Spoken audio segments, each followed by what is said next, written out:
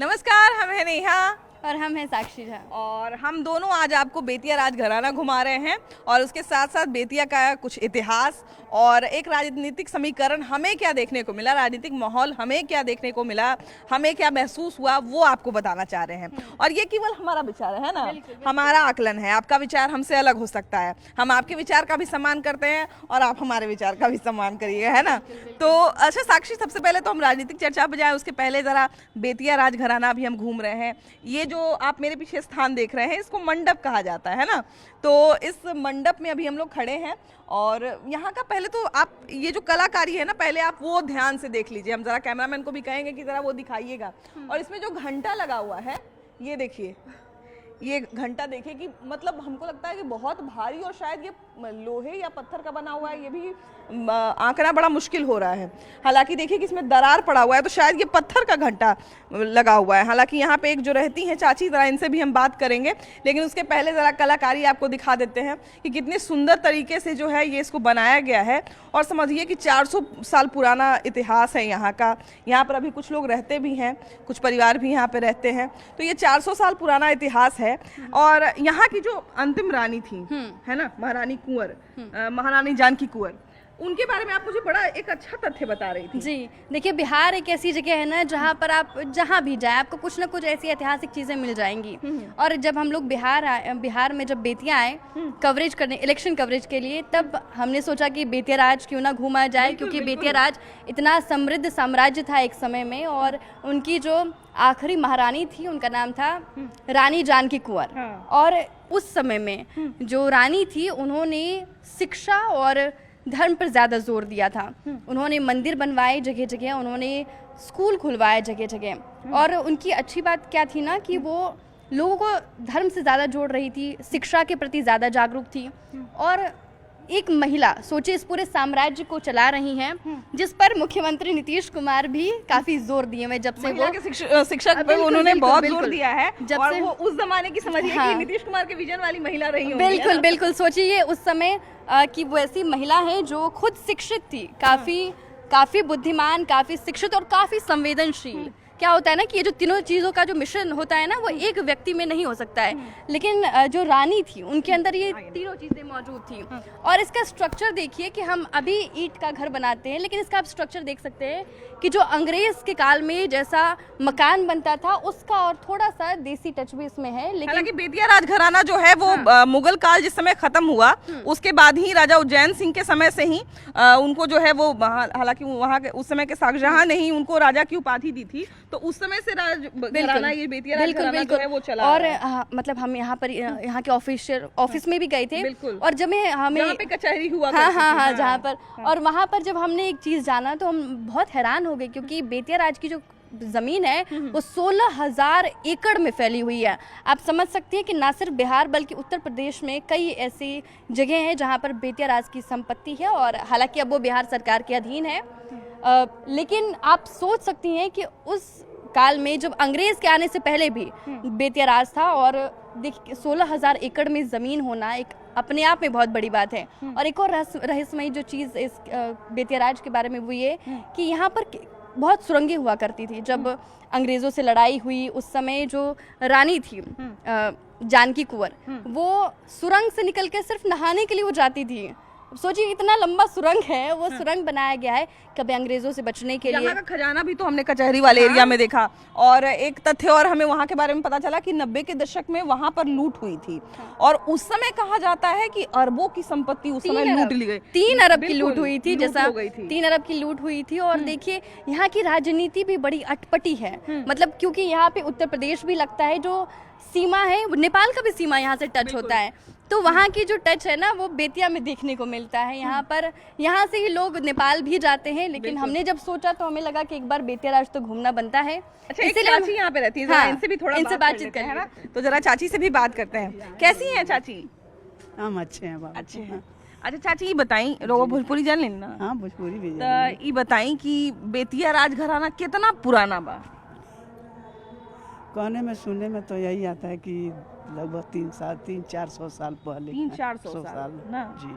अभी ई राजघराना के का, अभी तो राज्य सरकार के अधीन में बहुत सारा चीज आ गई बा। हाँ, अभी एकर का स्थिति बा? अभी तो स्थिति यही बा जो सर सामान जो मिल रहा है बैंक से, क्या हुआ ट्रेजरी में जमा हुआ था तो उसका खुलासा हुआ है, हम लोग सुने हैं। ट्रेजरी में जो हाँ, पटना में जो हम लोग सुन रहे हैं। और वैसे राजघराना जो काफ़ी ये था, हाँ, यहाँ भी जानते हैं कई एकड़ में फैला हुआ है, लेकिन यहाँ भी बहुत ज्यादा, मतलब हाँ, ये राजधानी है, वो तो हाँ, वो तो सुनने में ना आया कि 16,000 एकड़ मतलब पता चला है, सुनने में ना आया। यहाँ तो देखा जा रहा है जी। 16,000 एकड़ के बावजूद भी अभी भी इस पे जांच चल रही है कि और कहाँ कहाँ जमीन है। ये हमें भी सुनने में ही आ रहा है। ये भी है कि देखिए, हम तो अपने दर्शकों को बहुत चीज दिखाना चाहते थे, लेकिन अब चूंकि राज्य सरकार के अधीन में ये चला गया है तो बहुत सारा संपत्ति के अंदर जाने का परमिशन है। यहाँ भी हम बड़ा रिक्वेस्ट करके आए हैं ना, तो यहाँ भी सबको परमिशन नहीं मिलता, लेकिन हम रिक्वेस्ट किए कि भाई हम किसी भी तरह की चीजों को कोई क्षति नहीं पहुंचाएंगे, अच्छे से शूट करेंगे, किसी चीज को डिस्टर्ब नहीं करेंगे। तो बहुत बढ़िया से जो है वो करार करके तब अंदर घुसे है ना। तो अच्छा, यहाँ की मतलब चलिए बेतिया राज की तो बात हो गई। अब जरा हमको ये बताइए कि यहाँ की जो राजनीतिक दृष्टि पड़ी आपकी, राजनीतिक जो विचारधारा आपको लगी, क्या लगता है यहाँ पर माहौल क्या है? माहौल तो देखिए, चूंकि यहाँ पे इस जिला में 9 विधानसभा सीट है, जिसमें से 8 पे एनडीए है और 1 पे महागठबंधन है। लेकिन अभी भी जो माहौल है वो मुझे कहीं ना कहीं, देखिए, आधा आधा मुझे समर्थन दिखा है, आधा एनडीए का और आधा महागठबंधन का। हालांकि जो आधे लोगों से हमने बात की, उन्होंने ये भी कहा कि बोलने की बात अलग है और जो रिजल्ट आएगा उसकी बात अलग है। अच्छा, मेरे साथ एक विडंबना हो गई साक्षी। हमको ये बताइए, अभी हमारे साथ मुन्ना भाई आए, जरा हम इनसे भी बात करेंगे।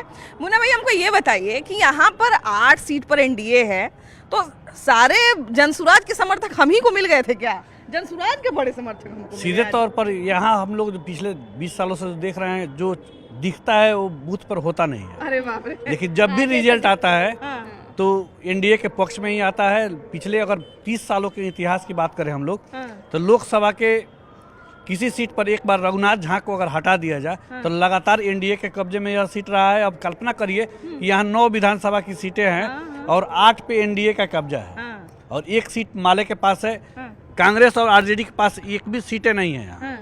तो सीधे तौर पर चूंकि सरकार जो रहती है उसके खिलाफ जनता में आक्रोश जरूर आता है, लेकिन जिस तरह से अपराध बिहार में रहे हैं और विशेष तौर पर यहाँ चंपारण के इलाकों में फिरौती हेतु अपहरण सिर्फ और सिर्फ चंपारण में ही हुआ करता था।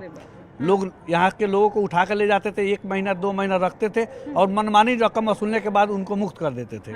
तो अपहरण लोगों को ध्यान में तो मिनी चंबल के रूप से इस इलाके को जाना गया था। जैसे जैसे चुनाव नजदीक आता है, लोग बूथ तक जैसे पहुंचते हैं और बीजेपी और एनडीए की तरफ से जब इस तरह की जब लगातार जो सभाएं होती है, उसके बाद हम लोगों ने देखा है बूथ के बाद बूथ पर बोलते कुछ अलग हैं, बूथ पर जाकर बटन कुछ अलग दबाते हैं, देते हैं नहीं। अच्छा, मेरा एक सवाल है, चूंकि देखिए बेतिया राज इतनी बड़ी विरासत है, लेकिन इस विरासत को जब देखते हैं ना तो बहुत दया आती है कि मतलब हमारी इतनी अच्छी विरासत को मतलब कोई पर्यटक स्थल भी नहीं मानता है, कोई देखने कोई पूछने नहीं आता। तो निश्चित तौर पर इसका अब दिखेगा, क्योंकि अब इसलिए दिखेगा कि 1893 में हरेंद्र किशोर सिंह इस बेतिया राज के अंतिम राजा थे और उनकी पत्नी थी महारानी जानकी कुंवर। तो वो सरकार मतलब राजतंत्र की जो सरकार थी उसको चलाने में सक्षम नहीं थी, इसलिए उस समय सरकार ने इसको अपने अधीन ले लिया था।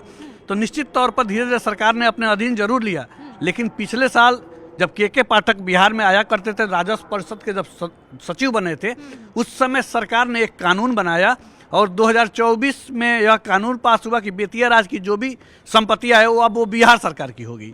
तो एक कानून ने बिहार सरकार को मालेमाल कर दिया। निश्चित तौर पर सिर्फ बिहार की 16,000 एकड़ संपत्ति की बात नहीं है, बिहार के कई अन्य राज्यों, बंगाल और उत्तर प्रदेश की बात करें, बाहर में भी अगर कहीं बेतिया राज का संपत्ति मिलेगा तो वो बिहार सरकार के अधीन में आएगा। पूरे देश में बेतिया राज की जो संपत्ति है वो बिहार राज की संपत्ति है। तो आप कल्पना कर सकती हैं कि बिहार बेतिया राज की विरासत के बदौलत कितना धनवान हुआ है, काफी अमीर हो चुका है हमारा बिहार। लेकिन हाँ, ये भी बात है भैया कि अगर इसको बढ़िया से टूरिस्ट प्लेस के रूप में कर दिया, हम लोग बताइए बड़ा मतलब एक्साइटमेंट के साथ आए थे यहाँ पर, लेकिन बड़ा खंडर जैसा दिख रहा है। अच्छा, एक चीज आप नोटिस की है यहाँ पर, देखिए बैल्कनी जो हम अभी मतलब घूमते बड़े बड़े घरों में आप देखते हैं, ओसरा घर में हाँ ओसरा, और देखिए हाँ ओसरा घर में कहते हैं, देखिए यहाँ पे कितना खूबसूरत, और यहाँ का जो देखिए स्ट्रक्चर स्ट्रक्चर कितना बढ़िया बनाया गया और तो ये सब चीज ना हमें याद दिलाती कैसे पुराने जमाने में 400-500 साल पहले लोग कैसे रहा करते थे।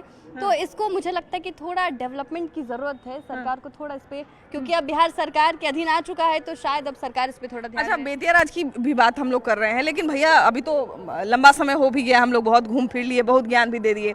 अब जरा हम लोग जो है ना वो एक कहा जाए ना शॉर्ट डिस्कशन करते हैं। क्या लगता है इस बार बिहार में और खासकर यहाँ पर पश्चिमी चंपारण में किसका असर दिखेगा? चंपारण में हर हाल में 9 सीट है, तो समझिए कि महागठबंधन को 1-2 सीट मिल जाए बहुत हो गया। मेरा जो अपना ओपिनियन है, अब तक जो हम लोग देखते आए एनडीए का गढ़ है और निश्चित तौर पर जो परिणाम आएगा वो एनडीए के पक्ष क्योंकि में। देखिए ना, लोकसभा जब चुनाव हुआ था तो उसमें भी तो बढ़त में था, 18 सीट पे लगभग बढ़त में थे। 1 लाख से नीचे का फासला नहीं होता है। विधानसभा चुनाव में एक सीट होता है जहाँ 40-40 हजार का अंतर होता है, तो 40 हजार का विधानसभा में अंतर निश्चित तौर पर एक बड़ा मायने देता है। और जैसे जैसे टिकट बंटवारे को लेकर जिस तरह से असंतोष होता है, तो निश्चित तौर पर जो लोग जिनको टिकट नहीं मिलता है वो लास्ट जाते जाते नहीं चाहते हैं कि जिसको नहीं मिला वो जीत पाए। कहे कि देखिए, अब एगो ये भी सवाल पूछना बड़ा जरूरी है मेरे लिए। कहे कि हमको प्रशांत किशोर के बहुत जबरा फैन मिल गए थे, है ना, वो एकदम लड़ने उड़ने के लिए तैयार हो गए थे हमसे। तो प्रशांत किशोर का सही में इतना प्रभाव है कि खाली ऐसे ही लोग जान दे रहा है?